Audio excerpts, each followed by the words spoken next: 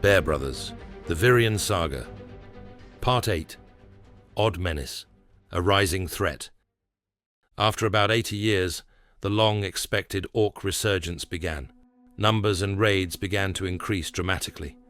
The most successful tribe, remnants of the resourceful Gloomskulls, had somehow discovered some wreckage or compartment of the cruiser ruin and found either bodies or an armory. They donned the sacred grey-blue Saramite armor they discovered. Calling themselves Cuss Dogs, they charged into battle, proudly displaying Space Wolf badges and insignia. Those of the mob who had not been lucky enough to find loot from the wreckage compensated by painting their own crude renditions, and coated their gear and vehicles black and an azure approximation of Space Wolf blue. Laying eyes on this travesty, the stunned and horrified Astartes swore a sacred oath to recover every piece of stolen gear, every pauldron, helmet or totem forged by servants of the Legion. While the Cuss Dogs occupied the humans, another event was taking place in a dank cavern in one of the Blackleg's deepest fissures, a cave so deep that no light should ever intrude. But light there was. It was a place where luminous fungi intermingled with orc spores. Even where light shouldn't reach, orcoid mushroom spores find their way. There, amid the glowing mushrooms, a batch of orcoids spawned.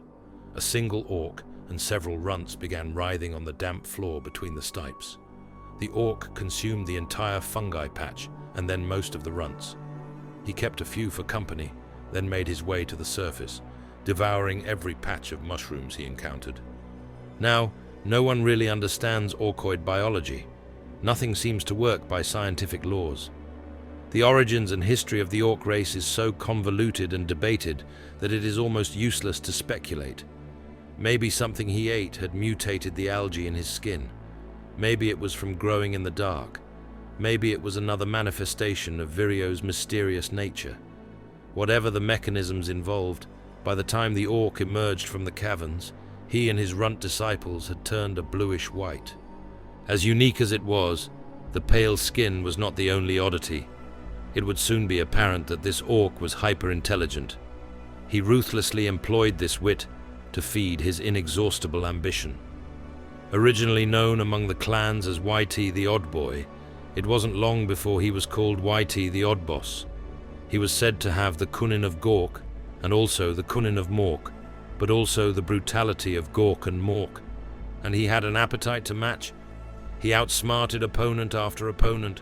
Those who were too stupid to outsmart, he just killed, and then usually ate, if they were lucky, that is. He might have been a pain boy if he had wanted to, but he was just as good with tools and squigs. Any type of odd boy profession one could name, Whitey the Odd Boss had the aptitude. But what Whitey was feared for were his experiments.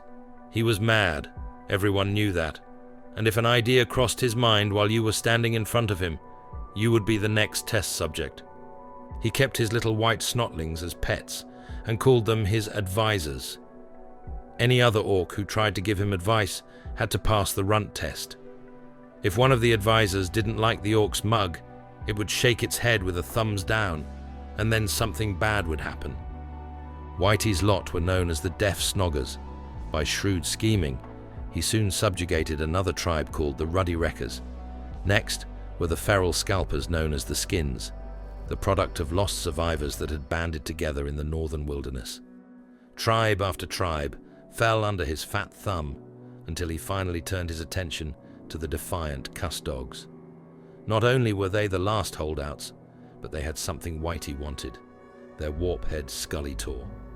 Whitey had big plans, and to pull them off, he needed to surround himself with talent. Scullytor was the weirdest weird boy on the planet, so he hatched a scheme to get him. He goaded the Cuss Dogs boss Zagnut into a bet. Winner takes all. Each boss would send his weediest scumbo or youth into the Zoggin pit. Whichever git snuffed it first, his boss would have to step down. Declaring that this would be both fair and entertaining, Zagnut agreed and went to work trying to figure out the best way to cheat.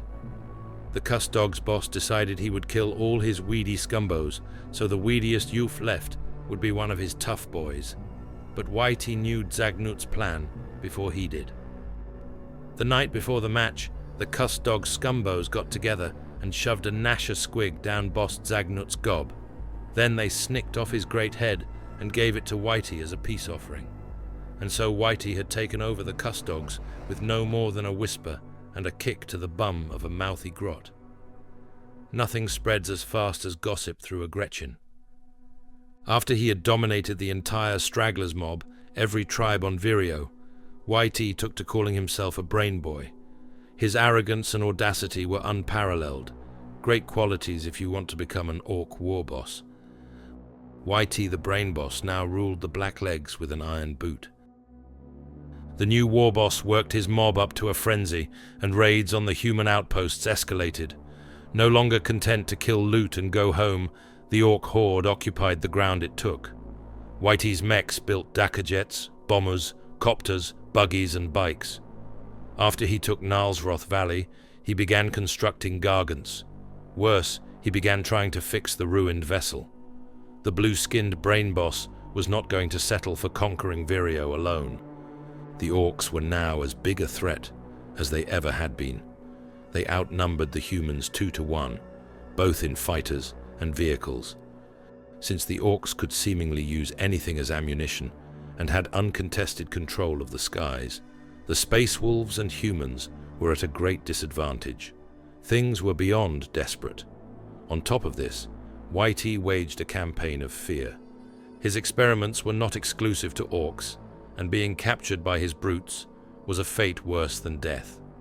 One dubious account illustrates his madness, genius, and cruelty.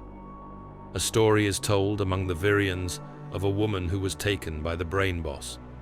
Her husband, a celebrated hero among his Tuatha, refused to mourn her. He swore he would save her and slay Whitey on his throne. He got very near to making good on his oath.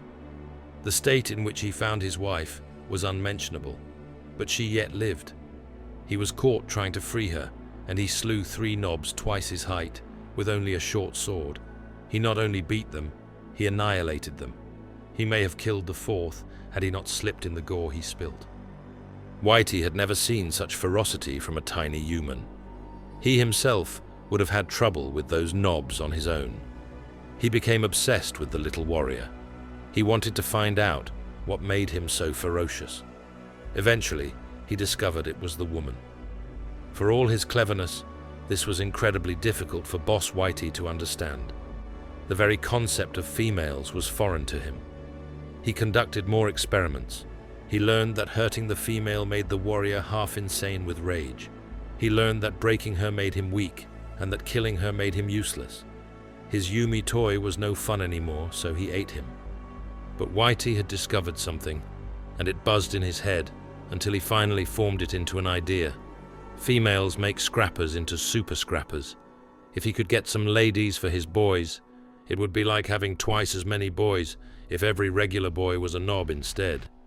He put out a bounty on female humans and gave them to his boys to see if it made them crazier.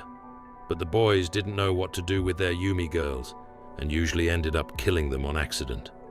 They didn't seem to get any crazier if their new pets got hurt. They were too fragile and way too loud.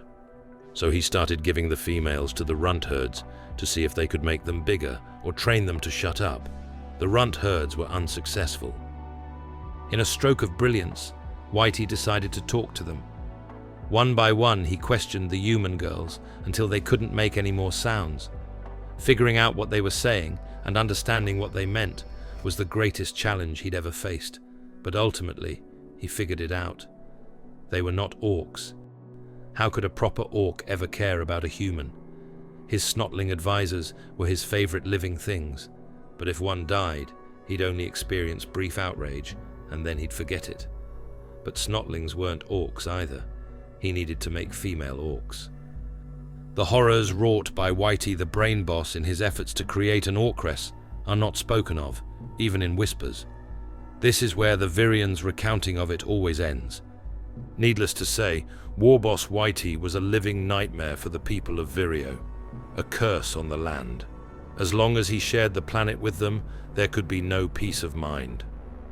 The Wolf Lord knew there were not enough Astartes to protect the people from this pitiless monster and his hordes. In desperation, he gathered the leaders of his great company to discuss what could be done.